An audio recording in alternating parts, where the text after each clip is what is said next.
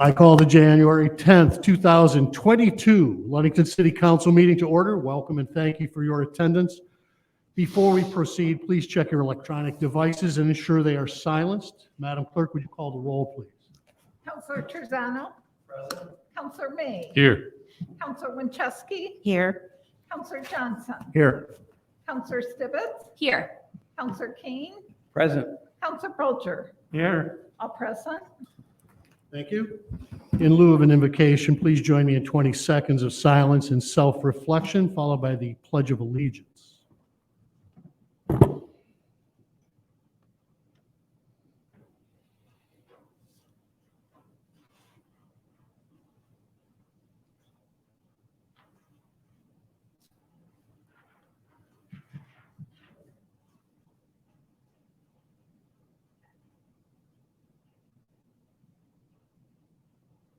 Thank you. Please rise.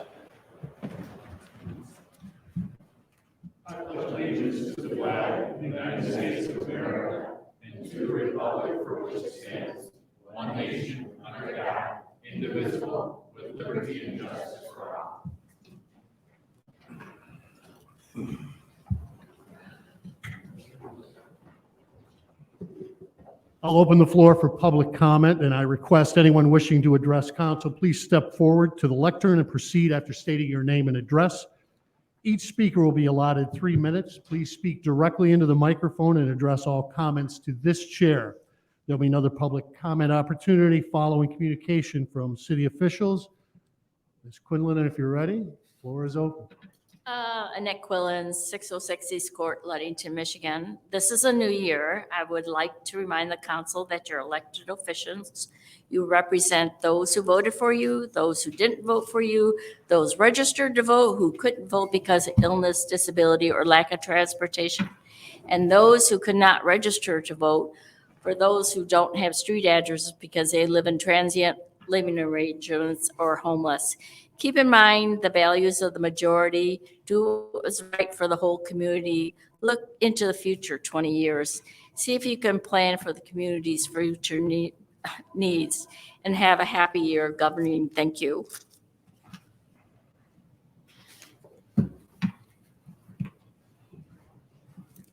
Good evening, Mary Banholzer, 308 East Loomis. I'm here about the ordinance about the accessory dwelling units. I've been here several times and have told you how much I really do need this unit for family and friends back in the Kansas City area. I need the garage because I don't have any space right now to put my vehicles in. And this is my first winter up here. So this big snow this last week was a shock. So I need definitely the garage. I need the dwelling unit above it for family. And I can go ahead and probably build my garage this spring without the ADU, but then 6 months, 9 months, a year from now, you all decide that it's okay to have. I've already built my dwelling. And I need this more than, and I will sign if I have to change the deed that says that I will never rent it out as a short term, which I don't understand how that's gotten lumped in with this accessory dwelling thing as far as short-term rental units under 28 days. I don't understand what the issue is. If you want people to sign something that says that there will never be that, Vrbo or Airbnb, I am gladly willing to do that. And I plan on being here. My kids plan on keeping the house. It's never going to be that. And I am imploring you to please pass this tonight so that by spring, I can get something going besides just a garage. So thank you for your time.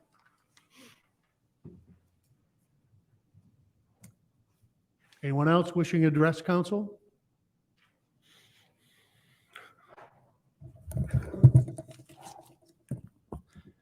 Tom Rada, Dowland Street.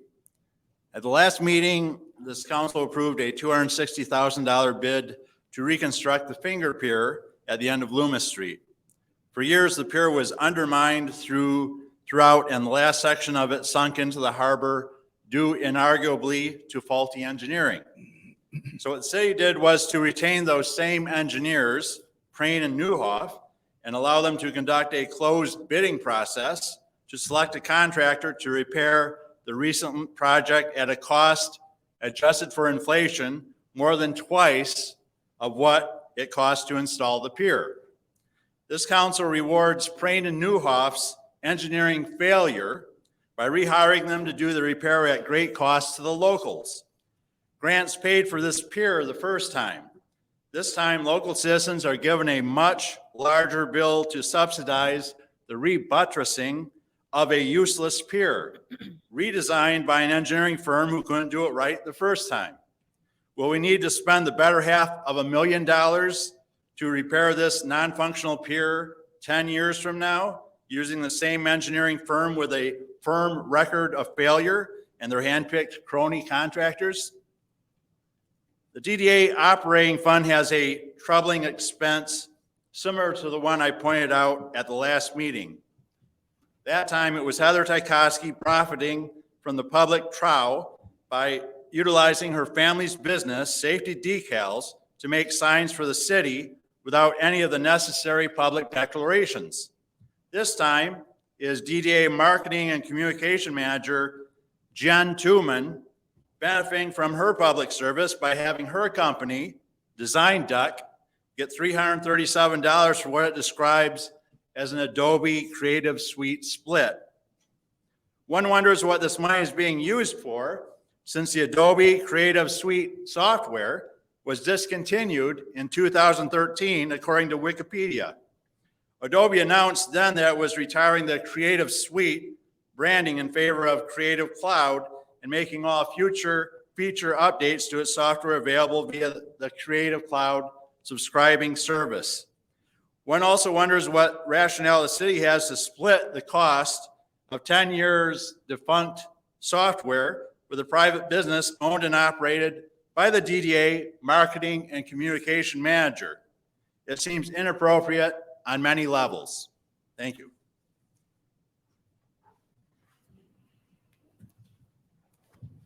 Anyone else wishing to address council?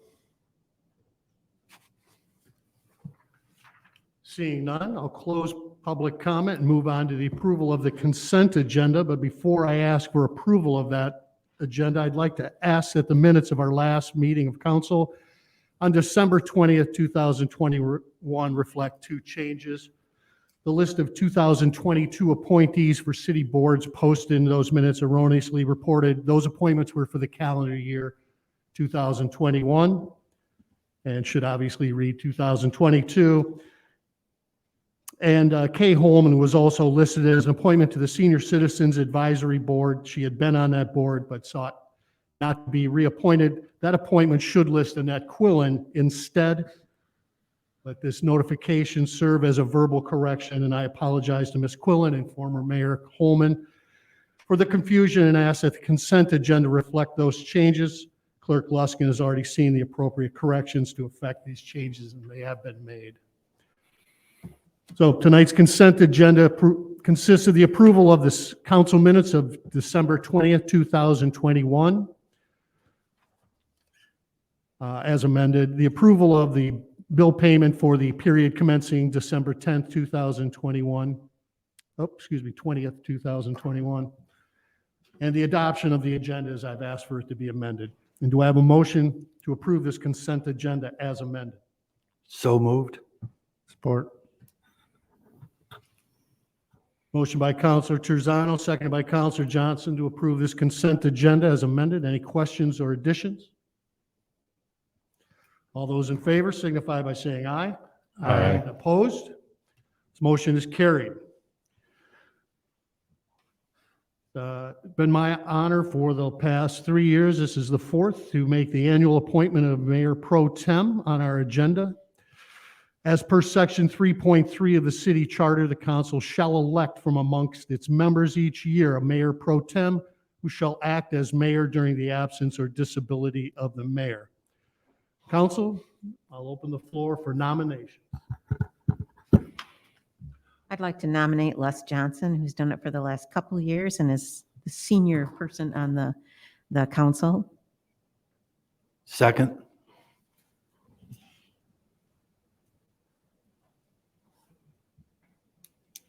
we have any other nominations? Very fine, we'll move forward. Motion by Counselor Winchesky, seconded by Counselor Terzano to appoint Counselor Johnson Mayor Pro Tem for 2022. Any questions or comments, council? Les, do you want to do it? I will do it, yes. As long as Steve never gets sick. So you just want the title? Yeah. Russ is looking to build his resume. I'm happy to accommodate that. With Madam all Clerk, this, with all this gray hair up here, it's nice to know that you're the senior. Madam Clerk, would you call the roll, please? Counselor May, Yes. Counselor Terzano, Aye. Counselor Plocher, Yes. Counselor Johnson, Yes. Counselor Kane, Aye. Counselor Stibbits, Yes. and Counselor Winchesky. Yes. All ayes. Thank you. Congratulations. Thank you, I think. You haven't written an acceptance speech? Next up, we have committee and staff reports. We'll hear first from Finance and Personnel Committee. Counselor Johnson. Okay, I have no report this evening. We do have to approve the designation of depositories. Be it resolved pursuant to Michigan Public Act 206 of 1893, 21.43B, and all amendments thereto, that the following banking institutions be and are hereby designated for the period ending on the 31st day of December 2022 as depositories in which the treasurer of the city of Ludington shall deposit all public monies, including tax monies coming into the hands of such treasurer, to amounts not exceeding the amount set opposite the names of such banking institutions. And I move to approve the designation of these depositories. I'll second. Motion by Counselor Johnson, second by Counselor Winchesky to approve the designation of depositories as presented. Any questions or comments, council? All those in favor signify by saying aye. Opposed? Motion is carried. And that is all I have for this evening. Thank you. Public Safety, Public Utilities, Counselor May. I have nothing to report, Your Honor, but we do have one item to take action on. At our last meeting, I had the first reading of the request to adopt ordinance number 467-21, the reorganization of the DPW/utility maintenance departments. With the retirement last year of Darrell Plumondon, it was determined that the easiest way to resolve the leadership change was to move the utilities maintenance department underneath the control of the Department of Public Works.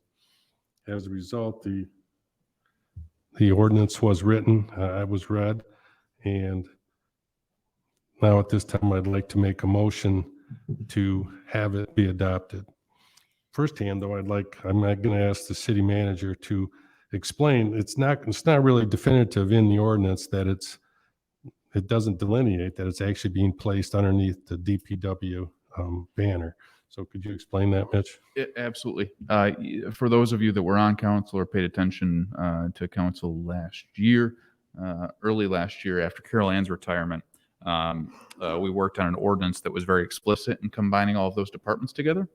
With this ordinance, because the utilities department, frankly, that has been moved in the past, multiple locations, in working with Attorney Hammersley, the easiest way was essentially to state that the department itself, its administrative authority, supervision, and direction falls under my jurisdiction. This will be placed in the administrative section of the city code or the code of ordinances.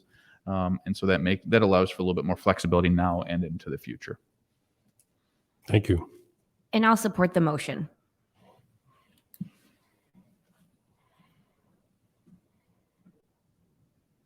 Motion by Counselor May, seconded by Counselor Stibbits to adopt ordinance 467-21, the reorganization of the Department of Public Works as presented. Council, any questions or comments? So if after we have a year's experience and review it, you determine that actually, it worked better the other way. With this ordinance, the way it's drafted, would we have to reapprove this language in order to make that kind of a move and still comply with the city charter? I do not believe so, and that was the intent of this ordinance, was to allow for that flexibility. So that would be a no in my opinion, and I believe that'd be Ross's opinion as well. Any other questions, council?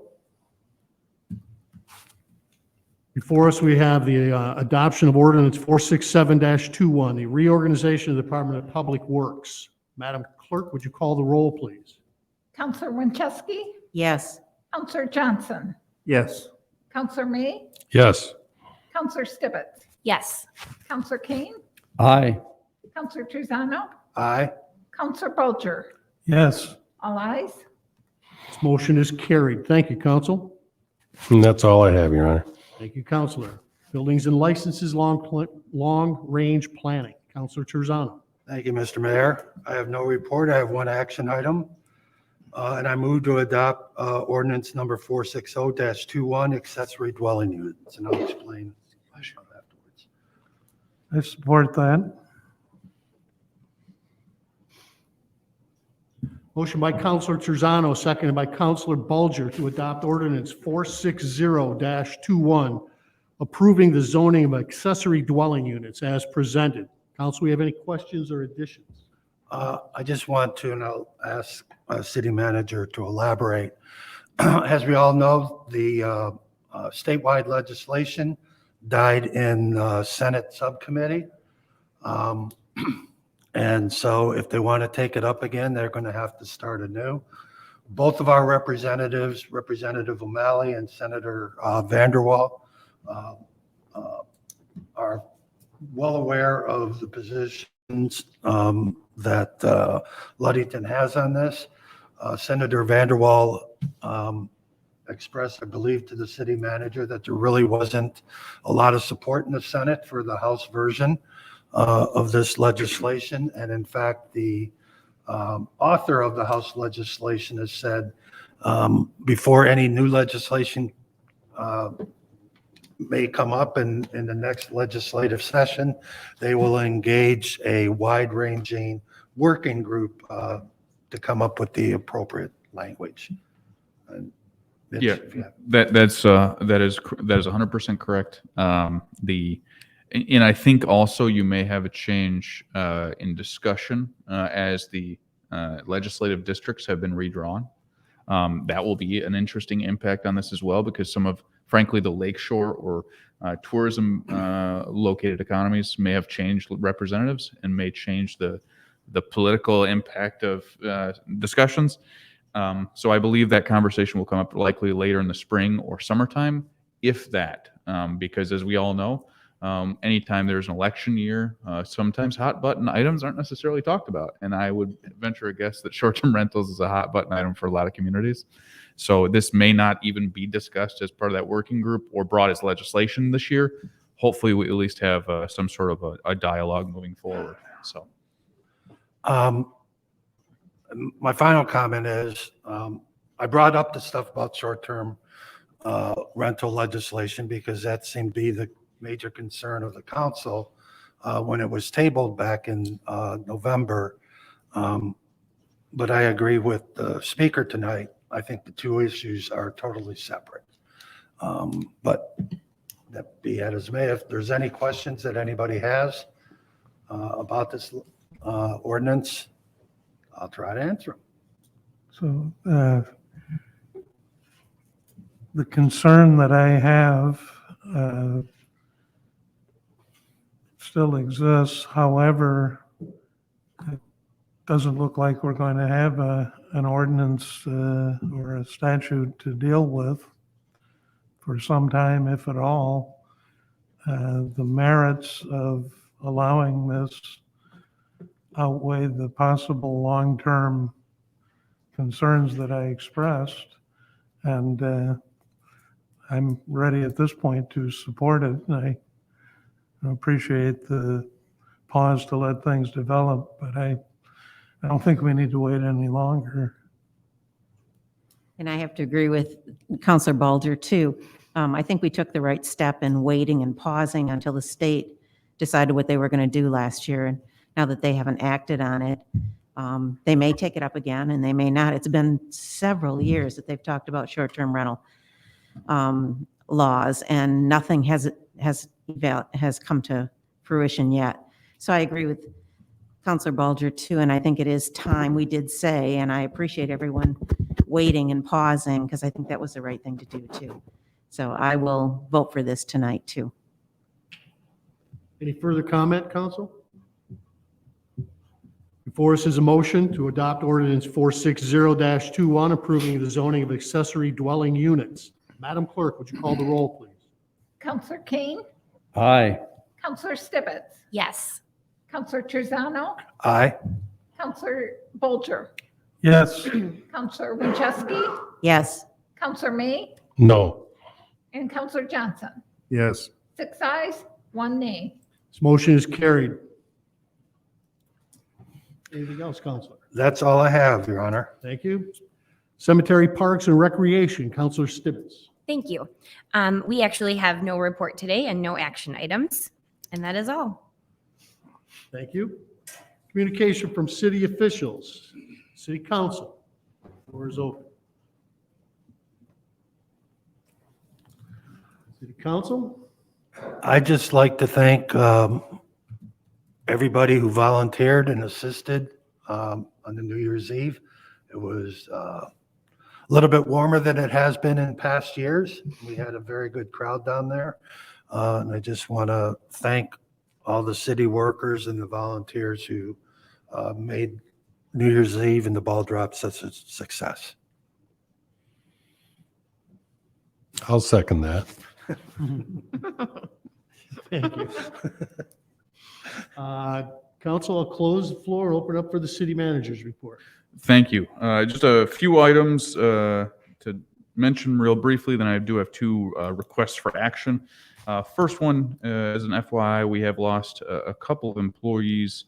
One employee to attrition, leaving the city to go work for a previous employer that he can now work from home, which I do not fault him at all for that idea. But now we have an open position in our utilities department based off of Daryl Kaman leaving, the promotion of a crew leader. And then we have an opening at the wastewater treatment plant. We posted both those positions internally first, didn't receive any candidates, and now we posted them externally. We're going to have anywhere between, I'll say, 2 and 5 people testing for the positions. We're waiting to hear back on a majority of those. Hopefully we hear back from them.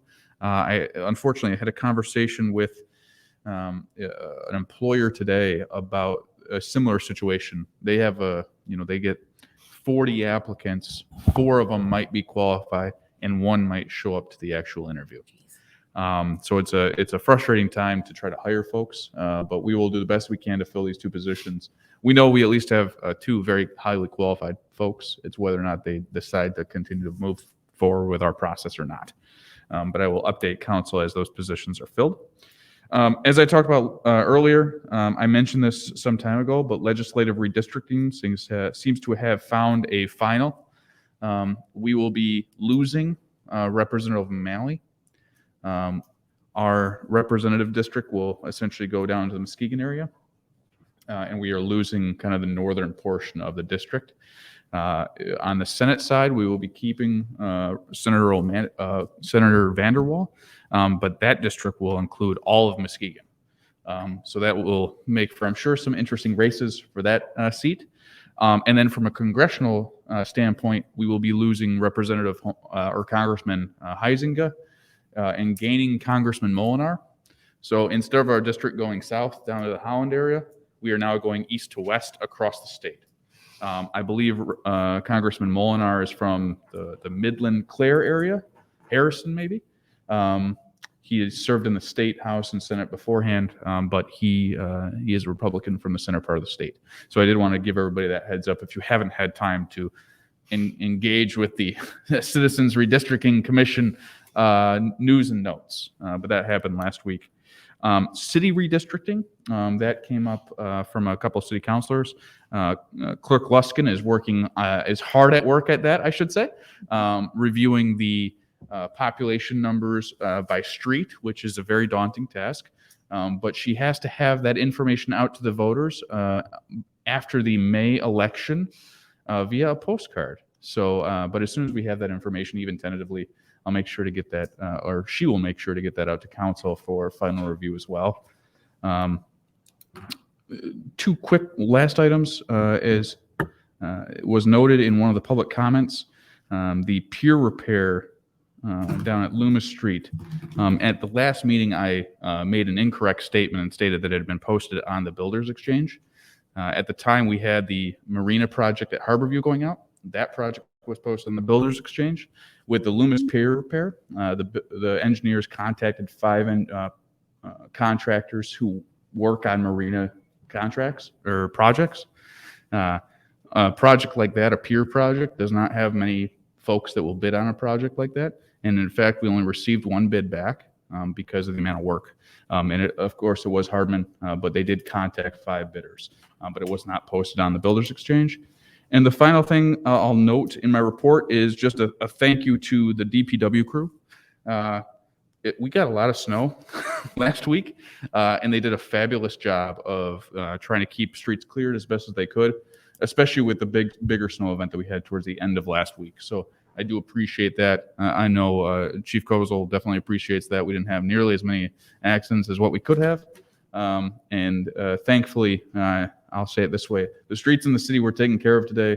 So if we would have had school, they would have had cleared streets to drive on. So other than that, unless there are questions on my report, that is all I have for this evening. And I do have the 2 action items. Perfect. The first item that I'd love for the council to consider is a request to support the destination marketing organizations. As noted in your packet, this was an email from the president and CEO of the CVB, Brandy Miller, who is requesting support essentially to go to the legislature as a part of the short-term rental discussion to request that some of the funding by any taxable measures go to destination marketing organizations like a CVB. I think it's a fair request, but I thought I don't put my name on those things. I allow the folks up next to me to put their names on those. And so I wanted to come here for the request. I believe it's a laudable goal. It's part of the discussions with the short-term rental items. Their request is simply that short-term rentals be treated like hotels or motels and be taxed accordingly as well, so that they can support their local organizations too. So I'd ask that be considered tonight by council. I just have one question. How or who will monitor that? I mean, I know the short-term rentals are supposed to be registered, but who monitors if they take care of that? So if the legislation that was before this, that was approved through the House and went to the Senate on that end, it was supposed to be taken care of by the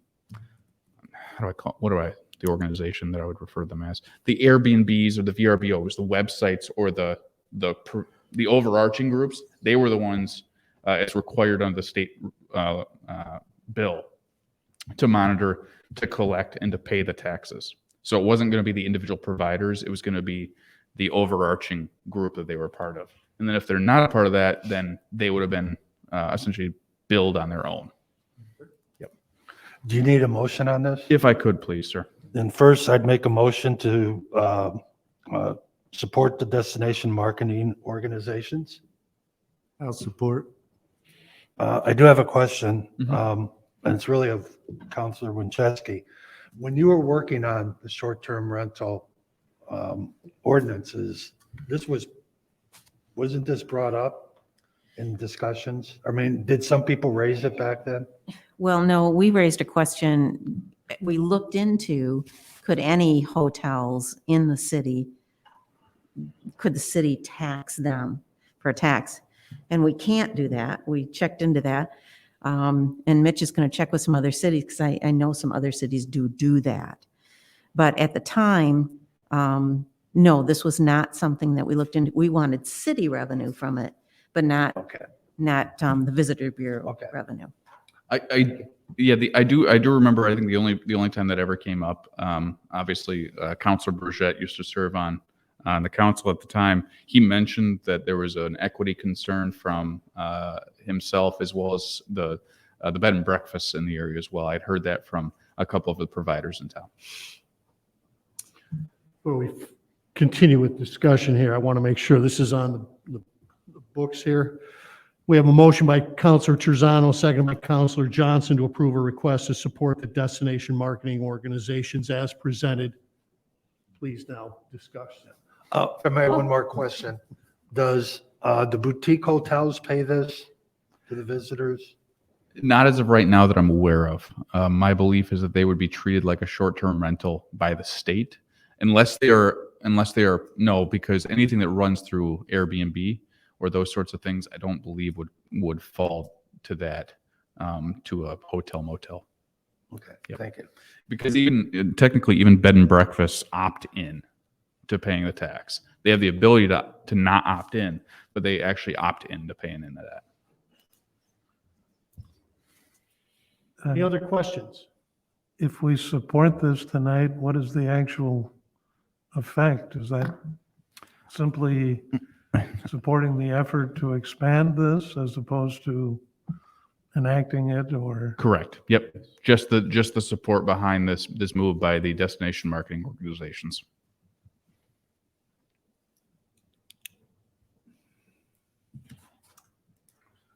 Any further questions? We have a motion to approve a request for the support the destination marketing organizations as presented. All those in favor signify by saying aye. Aye. Opposed? Motion is carried. The second item I have this evening is a request to act as the grant fiduciary for the Mason County Community Foundation grant to the Mason County Cultural and Economic Development Task Force. I received a contact, and you have the request in your packet from Dr. Bill Anderson. The Mason County Cultural and Economic Development Task Force works on the sculpture trails. They work on trying to highlight those cultural and historical items across the community and across the Mason County. They are not a registered 501c3. And so in this circumstance, in order to apply for a grant through the Mason County Community Foundation, you have to be a 501c3. In the past, we've done this before, but because of the larger amount of the request, I thought at least bringing it here to council to get your sign off was appropriate. In addition, the number that they note in the letter, the number that Dr. Bill Anderson notes is $9,500 would be the grant amount. They've thus recently received another $5,000 from West Shore Community College. So the grant amount that would actually be a pass-through here at the city would be $4,500, not $9,500.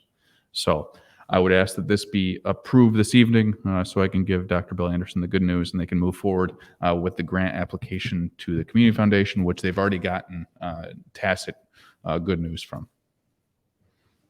So move to approve. I'll support. Motion by Counselor Johnson, seconded by Counselor Stibbits to approve a request to have the City of Ludington act as fiduciary for the Mason County Community Foundation grant to the Mason County Cultural and Economic Task Force as presented. Council, we have any questions? Just a clarification, if we could, Mayor Miller. Manager Foster, this is a pass-through grant. We are not putting that $4,500 in. It's just money we're passing through because we're the fiduciary and we can handle that because they don't have a 403. Yeah, as a government organization, we qualify as a 501c3 essentially tacitly. And so we're able to apply for certain grants that other organizations are unable to. In this case, the only work that would be associated with it from a staffing standpoint is Community Development Director Heather Tykowski essentially taking the typed up information and copying and pasting it into the application online in order as a kind gesture to Dr. Bill. And then as the amount is deposited, then writing checks from that to cover reimbursable expenses associated with the grant. Thank you. Any further questions? Motion to request to have the City of Wellington act as a fiduciary for the Mason County Community Foundation grant to the Mason County Cultural and Economic Task Force. All those in favor signify by saying aye. Aye. Opposed? This motion is carried. That is all I have for this evening, Your Honor. Thank you. I have two things. Number one, yesterday was nationally recognized as Law Enforcement Appreciation Day. It was a Sunday. I saw that there was some activity out at the new wall that was put up. Sheriff Cole was there. Chief, I don't know if you were there, but please, on behalf of council and the citizens, accept our appreciation, not just for that one day. This is a 365 day. I'm going to give you 5 days off. 365-day recognition. And everything it entitles, you should have, including our gratitude. Thank you. And lastly, I'll take every opportunity I get to let the community know there is petitions are available for the Charter Commission. I strongly suggest anybody seeking to be involved in the guidance of the city or governance and some support from the houses, the residents of the city, need be a resident for 3 years. But the Charter Commission, the council has determined it needs to be reviewed, updated, and brought to this century. And if you would pass that out to your neighbors, if you are so inclined, please contact Clerk Luskin. She has all the details. That's all I have. We'll move on to public comment. Anyone wishing to address council, please step to the lectern and proceed after stating your name and address.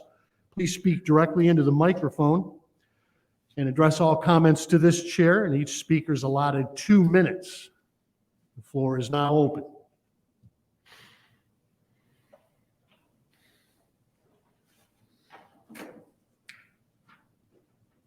Hello, everyone. My name is Ryan Roberts, and I'd like to thank you all for the opportunity to speak today and also for all your hard work and effort. I was born and raised in Lake County, and I graduated top of my class and was voted most likely to succeed by my peers. I ended up going West Shore and graduating from West Shore Community College. And I lived in Mason County for 10 years, but now I live in Oceana County with my wife, and she is a correctional officer at the Mason County Sheriff's Department. And I just wanted to announce that I am running for state representative, and I was switched throughout the redistricting from the 100th district to include Mason County and Manistee as well, and down to North Muskegon. So I'm excited to be in the race. Last year, I started a podcast documenting, spreading the gospel and spreading citizen journalism news related to Michigan, and traveling the state and reporting a lot of events. And I kept getting encouraged, specifically from this county, but all across the state, people kept encouraging me to run for office.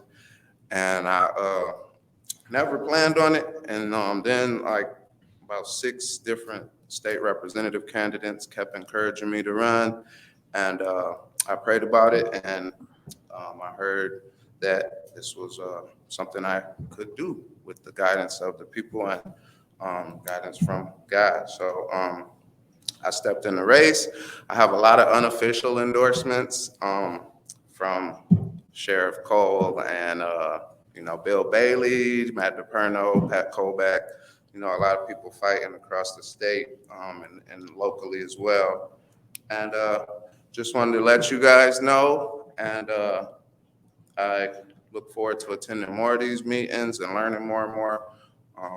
I've did a lot in this county, and a lot of people encouraged me, and the support has just grown since I announced in mid-November. And I have some brochures. I don't know if I can hand them out or not. Right We are a now. nonpartisan group. If you would, you'd like to leave those on the table in the back.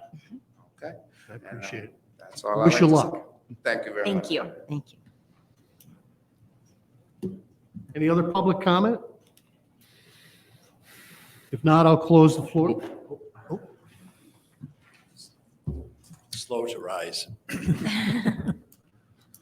He's a good man. My name is Tom Rada, Dowland Street. I thank the city manager for admitting he was in error for saying that the Finger Pier project was not posted to the Builders Exchange by Prain and Newhoff. Rather, the process involved an invitation-only overture by Prain and Newhoff to 3 construction companies they handpicked. Such a process encourages cronyism and increased project cost.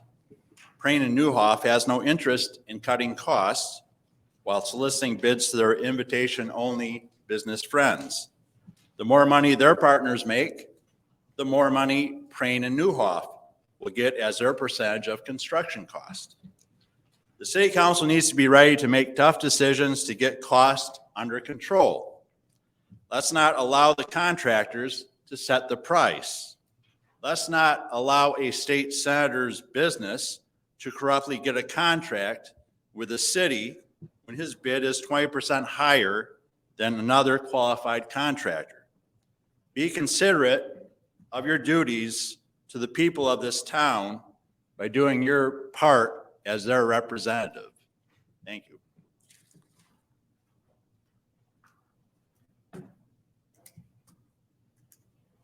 Anyone else who has public comment?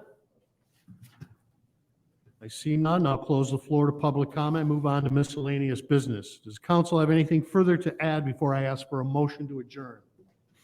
I have one good thing I'd like to announce tonight.